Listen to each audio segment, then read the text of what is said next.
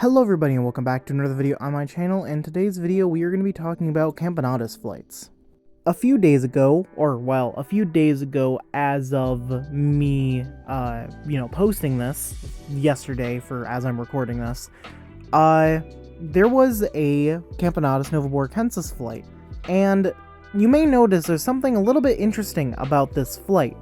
And that is the fact that it is happening during the day. In fact, actually, it is happening around about 5 p.m.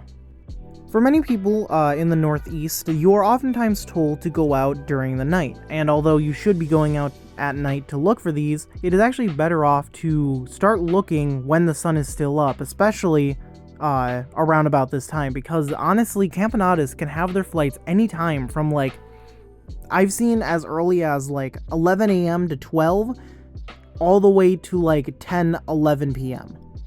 Although Camponotus are a nocturnal species, it appears that they don't exactly mind exactly what time they fly, especially Camponotus novaeboracensis, where they will fly pretty much whenever the conditions are met. Speaking of which, the conditions of which that the novaeboracensis were flying in was around about mid-70s, low wind, and then also a decent amount of humidity from the rain the day prior. Those conditions had led to a decently moderately sized flight of Camponotus novaeboracensis during 5 p.m. to around about 7, but ultimately it ended short because the conditions ended up failing once the sun started going down because it was losing that daylight heating.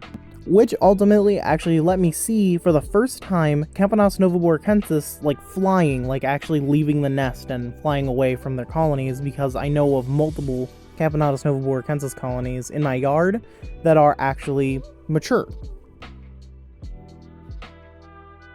Now sadly, because I ended up not getting there, before the flights, I was unable to actually really record what it looked like before the flights, and therefore I was unable to actually, see what was going on beforehand and actually do a video like I did with my Formica obscuripes flight that I captured, which, by the way, you should go check out that video. I really like it. I think it turned out amazing, and a lot of you guys liked it too, so yeah.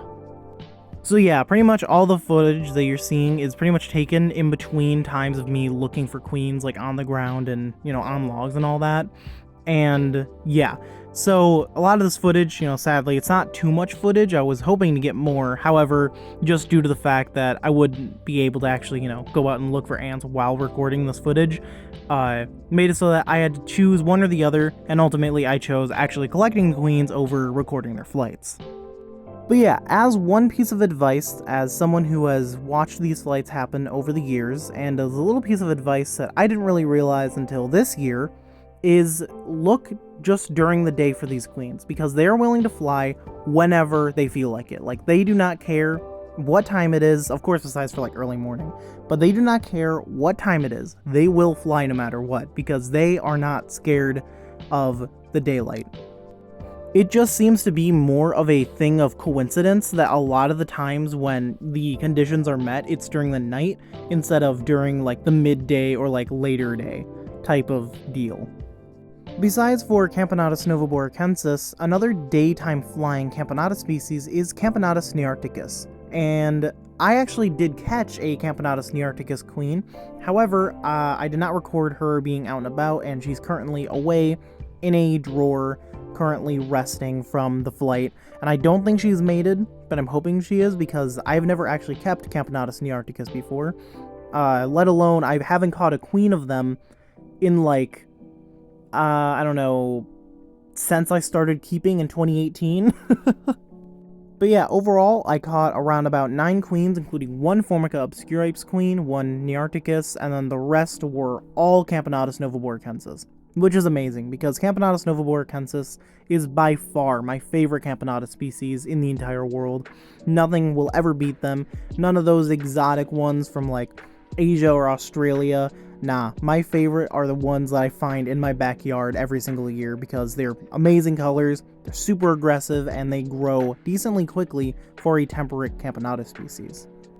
And yes, of course, I'm going to be keeping one of the queens that I end up, having. I'm going to end up keeping them for quite a bit. I'm hoping to get a permanent colony 100% established like I used to on the channel, because I really miss having them.